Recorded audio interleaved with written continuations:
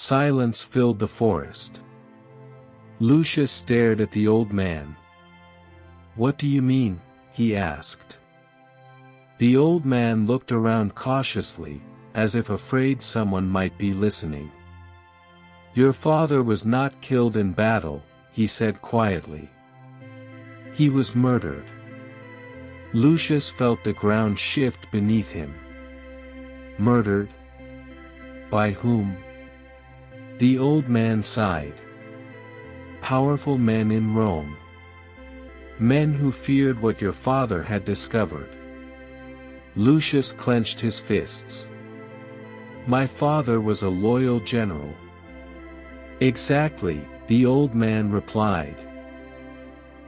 "And loyalty is dangerous when it stands in the way of corruption."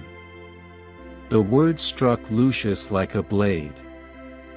For years, he had believed the official story. A heroic death. A glorious sacrifice.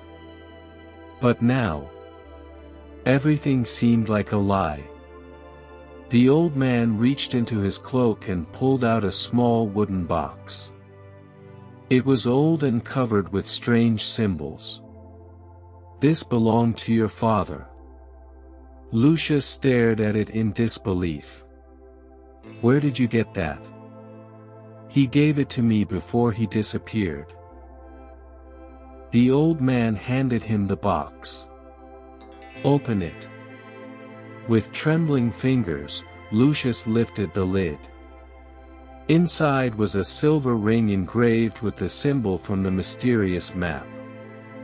Beneath it lay a folded piece of parchment. Lucius unfolded it carefully. The message was short. "If you are reading this, then I have failed. Trust no one in Rome. The truth lies beneath the Black Mountain." Lucius felt a chill run through his body. Black Mountain. The same place marked on the map. The old man nodded. "Now you understand why your father went there." Lucius looked up. "What's hidden beneath the mountain?" Before the old man could answer, a sharp whistle echoed through the forest. The old man's eyes widened. "No." "What is it?"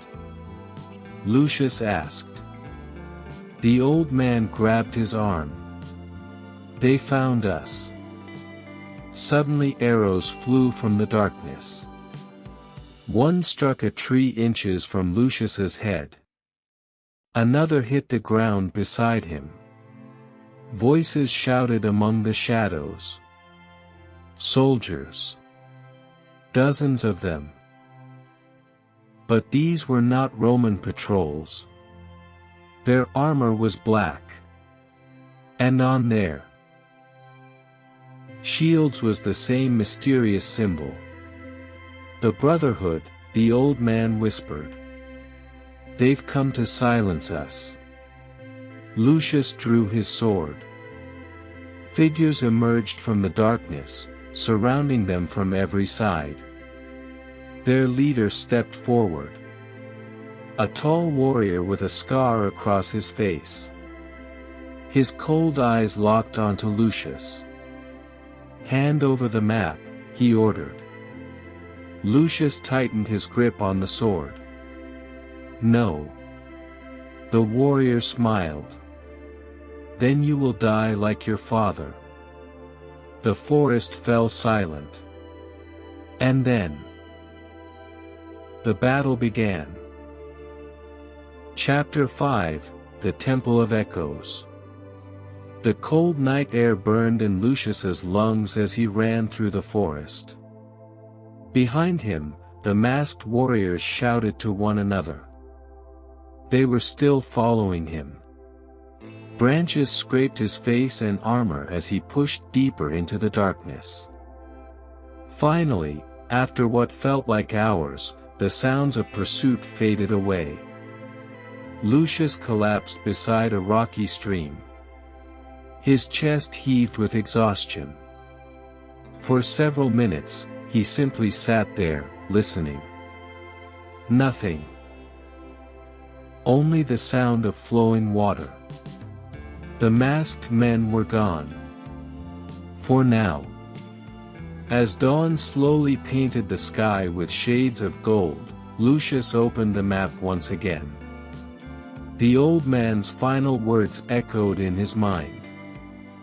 Find the temple, and find your father. His eyes followed the faded markings. The route led north. Straight toward the mountains. 3 days later, Lucius reached the foothills. Towering peaks stretched into the clouds. Snow covered their highest ridges. The journey became harder with every step. Steep cliffs. Narrow paths. Freezing winds. Yet he continued. The answers he sought were somewhere ahead. On the fourth evening, he noticed something strange. A symbol had been carved into a stone beside the trail. A circle. Inside it was the same mark shown on the map. The symbol of the lost legion. His heart raced. Someone had been here. Someone who knew the secret. Lucius followed a series of similar markings hidden among the rocks. Hours later, he reached a narrow canyon. At its end stood an enormous stone wall. At first glance it appeared natural. But as he moved closer, he realized it wasn't. Ancient carvings covered its surface. The wall had been built by human hands. And at its center stood a massive bronze door. The Temple of Echoes. For a moment, Lucius simply stared. The place was older than anything he had ever seen. Older than Rome. Older than any kingdom he knew. The bronze door displayed countless symbols. Some resembled stars. Others looked like strange creatures. At the center was a single inscription written in Latin. Lucius brushed away centuries of dust and read aloud. Only those who seek truth shall enter. Suddenly the ground trembled. A deep rumbling sound echoed through the canyon. The bronze doors slowly began to open. Lucius stepped back in shock. A blast of cold air emerged from within. Darkness stretched beyond the entrance. For several moments, he hesitated. Then he lit a torch and stepped inside. The doors closed behind him. Boom! The sound echoed endlessly through the temple. Lucius found himself standing in a vast underground hall. Rows of giant stone pillars disappeared into darkness. Ancient statues lined the walls.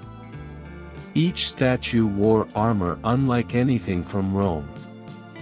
As he walked forward, his footsteps echoed strangely. Then he heard something. A voice. Soft. Distant. Almost like a whisper. Lucius. He froze. The torch trembled in his hand. The voice had spoken his name. Lucius. The sound came again. This time from deeper inside the temple. His pulse quickened. There was something familiar about the voice. Something impossible. Then his eyes widened. Because he recognized it. It sounded exactly like his father. To be continued. Chapter 6, The Voice in the Darkness. The whisper echoed through the vast hall. Lucius. For a moment, he stood frozen. His heart pounded against his chest. It couldn't be. His father had been gone for years. Yet the voice sounded exactly like him. The torch flickered as a cold breeze swept through the temple. Again the voice called. "Lucius, follow me." Slowly, Lucius moved forward. The sound seemed to come from deep within the ancient structure. The hall opened into a long corridor covered with carvings. As he walked, he examined the walls. The images told a strange story. They showed warriors crossing oceans, great cities rising and falling, kings being crowned, empires collapsing. And then, a shining object descending from the sky. Lucius stopped. The object looked like a star. But it wasn't a star. It appeared to be some kind of ancient artifact. Beneath it, hundreds of people knelt in worship. "What is this place?" he whispered. No answer came. Only silence. Then he noticed something else. The carvings were changing. The further he walked, the newer they became. The final carvings showed Roman soldiers. The lost legion. His breath caught. These were the men everyone believed had vanished. Yet here they were, carved into stone. Not as victims. As guardians. Suddenly, a metallic sound echoed nearby. Clang. Lucius spun around. Nothing. Then again. Clang. This time it came from a chamber ahead.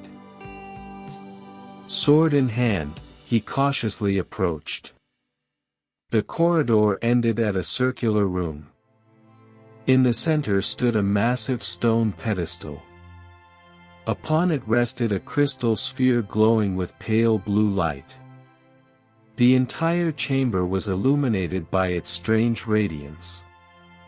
Lucius had never seen anything like it. As he stepped closer, the sphere began to glow brighter. The light filled the room. The air vibrated. And suddenly, images appeared around him. Ghostly visions. He watched in shock as scenes unfolded before his eyes. Roman soldiers marching. The lost legion entering the mountains. The discovery of the temple. Years passing. Generations living in secret. Then another image appeared. A man standing before the glowing sphere. Lucius gasped. It was his father. Older than he remembered. But unmistakably his father. "Dad," he whispered. The vision continued. His father looked directly toward him. As if he could see across time itself. "If you are seeing this," the image said, "then you have found the Temple of Echoes." Lucius could barely breathe. His father continued. "There is little time." The glowing sphere pulsed. "I discovered a truth hidden for thousands of years." The image shifted. Ancient maps appeared in the air. Unknown continents. Forgotten civilizations. The history known to Rome is incomplete. Long before the First Empire, there existed a civilization far greater than anything recorded. Lucius stared in disbelief. His father pointed toward the darkness behind him. "And beneath this temple lies their greatest secret. Suddenly the image flickered. His father's expression changed. Fear appeared in his eyes. "They are coming." The vision trembled violently. "If you hear this message, never trust the order of the Black Sun." Lucius frowned. The order of the Black Sun? The masked warriors. Before he could think further, the vision spoke again. "They have infiltrated Rome. They control senators, generals, and even emperors." The chamber shook. Dust fell from the ceiling. His father's voice grew urgent. "They seek the heart of eternity." "The what?" The image pointed downward. "Deep beneath the temple. A power capable of changing the fate of the world." Suddenly the vision shattered. The crystal sphere cracked. A deafening roar echoed through the temple. Then came another sound. Footsteps. Many footsteps. Lucius turned toward the entrance. Torches appeared in the darkness. Dozens of them. And at their center stood the lead. Chapter 7, The Heart of Eternity. The chamber fell silent. General Cassius stood at the entrance, surrounded by armed warriors of the Order of the Black Sun. Their torches cast long shadows across the ancient walls. Lucius tightened his grip on his sword. "You betrayed Rome," he said. Cassius laughed. "Rome?"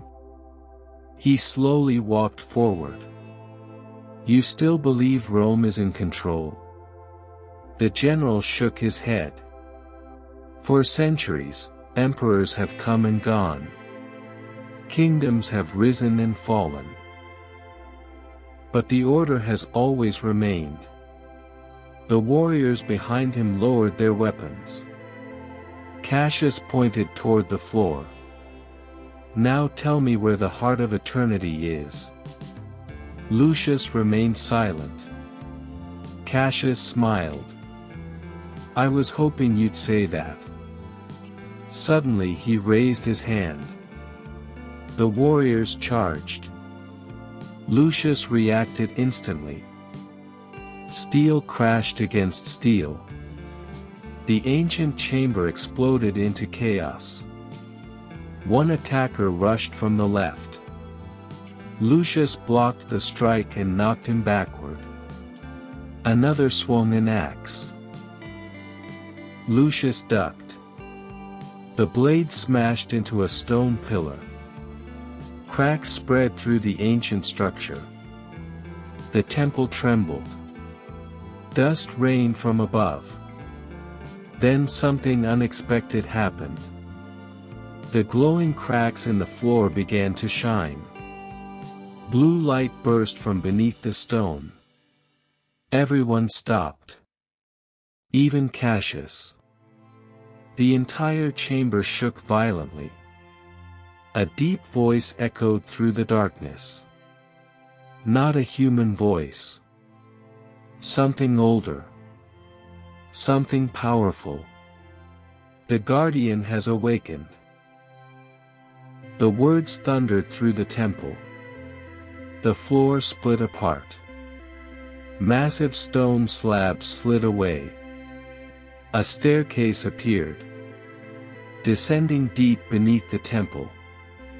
Into darkness. Nobody moved. Then Cassius smiled. At last. Without hesitation, he started down the staircase. His warriors followed. Lucius had no choice. He followed them. The staircase spiraled downward for what felt like miles. The air grew colder. Stranger. Almost alive. Finally they reached the bottom. What awaited them stole everyone's breath. An entire underground city stretched before them. Gigantic. Towers of crystal. Golden bridges. Buildings carved directly into glowing stone. The city was perfectly preserved. As though its inhabitants had vanished only yesterday. Cassius stared in amazement. The first civilization. Lucius remembered his father's message.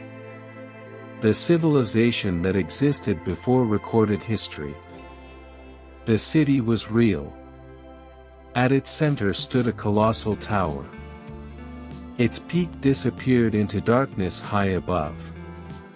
And floating above the tower was a brilliant sphere of pure white light. The heart of eternity. Its glow illuminated the entire city. Cassius's eyes filled with obsession. After thousands of years, he stepped forward. It belongs to me. But before anyone could move, a figure appeared. Standing on the bridge leading to the tower. A lone warrior. Tall. Armored in silver. His face hidden beneath an ancient helmet. The warrior drew a shining sword. Blue energy danced along its blade. The ground trembled. One of Cassius's soldiers whispered nervously. "Who is that?" The answer came from the darkness. A voice Lucius knew better than any other. A voice he had not heard since childhood. "That is the guardian." Lucius froze. Slowly, another figure stepped forward from the shadows. Older. Wiser. A scar across one side of his face. But unmistakable. Lucius's eyes widened. Tears filled them. "Father." The man smiled. After all these years, Marcus Varro was alive. To be continued. Chapter 8, Father and Son. For several seconds, Lucius could not move. The underground city, the glowing heart of eternity, the mysterious guardian. None of it mattered anymore. Only one thing mattered. His father was alive. Father. The word escaped his lips like a whisper. Marcus Varro stepped forward. A faint smile appeared on his weathered face. "You've grown stronger than I imagined, Lucius." Lucius rushed toward him. For the first time in years, father and son embraced. Neither spoke. Neither needed to. Years of loss, grief, and unanswered questions seemed to disappear in that single moment. But the reunion did not last long. General Cassius's cold laughter echoed across the city. How touching. The two men turned. Cassius stood with dozens of soldiers behind him. His eyes burned with ambition. "I've spent 20 years searching for this place." He pointed at the glowing sphere above the tower. The heart of eternity. Marcus's expression darkened. "You have no idea what it truly is." "Then enlighten me." Marcus took a deep breath. "The heart is not a weapon." "Then what is it?" "It is a living source of knowledge." The city seemed to hum as he spoke. "It contains the memories of an entire civilization." Cassius frowned. Marcus continued. "The first civilization mastered sciences, medicine, engineering, and energies beyond anything Rome can imagine. Lucius listened carefully. Their knowledge was stored within the heart. Cassius smiled. Exactly why I need it. Marcus shook his head. You cannot control it. No. The heart chooses its keeper. The general laughed. Everything can be controlled. Without warning, he drew a strange black dagger. Ancient symbols glowed across its blade. Marcus's face immediately turned pale. No. What is it? Lucius asked. Marcus stared at the dagger. The shadow key. The what? The only artifact capable of breaking the heart's protection. Cassius grinned. Now you understand. The guardian suddenly stepped forward. His silver sword ignited with blue light. A powerful voice echoed through the city. No one shall touch the heart. The ground shook violently. The battle began. Cassius's soldiers charged. The guardian met them head-on. His glowing blade moved like lightning. 1 strike. 2 strikes. 3. Soldiers were thrown backward as if struck by a storm. Lucius joined the fight beside his father.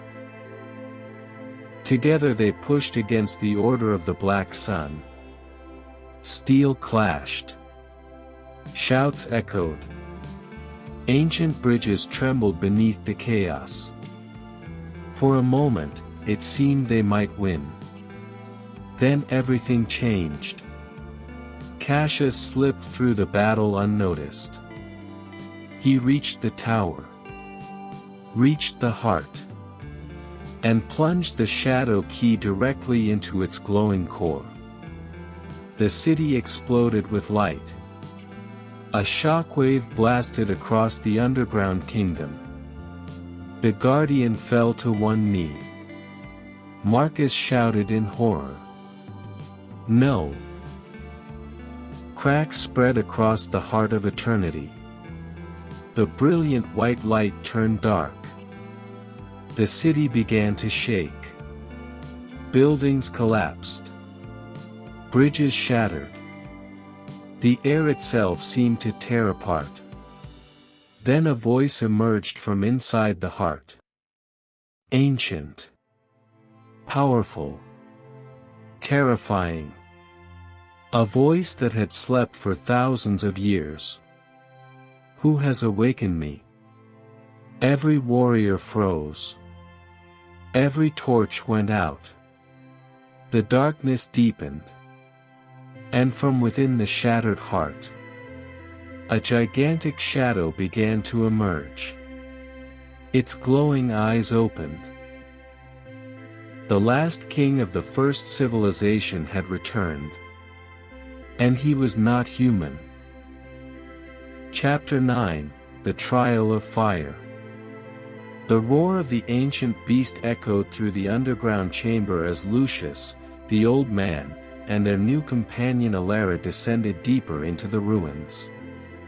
The crystal they had recovered from the Temple of Winds glowed brightly inside Lucius's bag. According to the prophecy, 3 sacred relics were needed to unlock the gate of Aurelion. They had found the first. 2 remained. After several days of travel, they reached a barren land known as the Ashen Valley. The sky was permanently covered by dark clouds. Rivers of lava flowed through cracks in the earth. In the distance stood a towering mountain. Mount Ignaris. The location of the second relic. The flame heart, Elara whispered. The old man nodded. It has been protected for centuries. Lucius stared at the mountain. Then that's where we're going. The climb was brutal. Heat blasted from every direction. The air itself seemed to burn their lungs.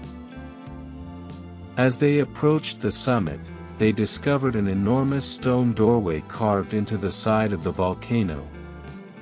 Ancient runes glowed red across its surface. When Lucius touched the door, the runes suddenly lit up. The mountain shook. Slowly, the massive entrance opened. Inside was a circular chamber filled with fire. At the center floated a blazing red crystal. The flame heart. But before anyone could move forward, a voice thundered through the room. Only the worthy may claim the relic. The flames around them exploded upward. From the fire emerged a giant warrior made entirely of molten rock and living flame. His eyes burned like suns. His sword glowed white-hot. "I am Ignar, guardian of the flame heart." Lucius instinctively drew his weapon. The guardian pointed his sword toward him. "You seek power. Prove your worth." The battle began instantly. Ignar attacked with terrifying speed. Each strike shattered stone. Each swing released waves of fire.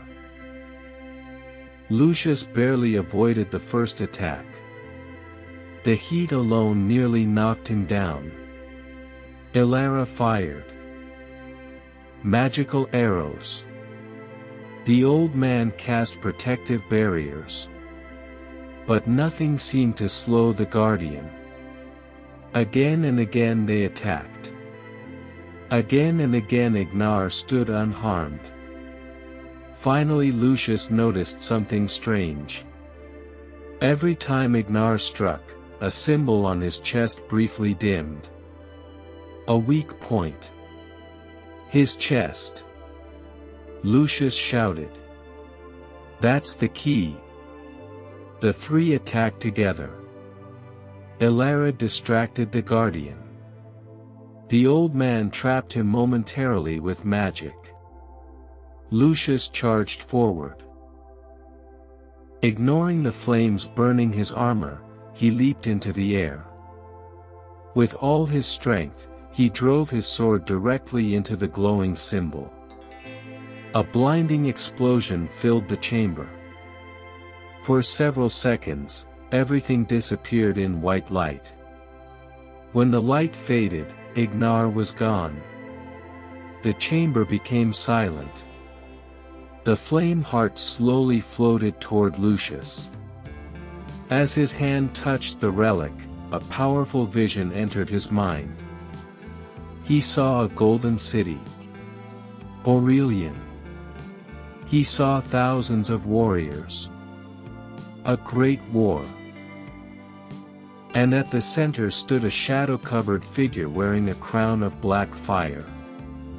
The same figure that appeared in his father's journal. The true enemy. The destroyer of Aurelion. Then the vision vanished. Lucius fell to one knee, breathing heavily. "What did you see?" Elara asked. Lucius looked toward the distant horizon. His expression was grim. "The war isn't over. The darkness that destroyed Aurelion is returning." And somewhere far away, hidden in the shadows, a pair of crimson eyes slowly opened.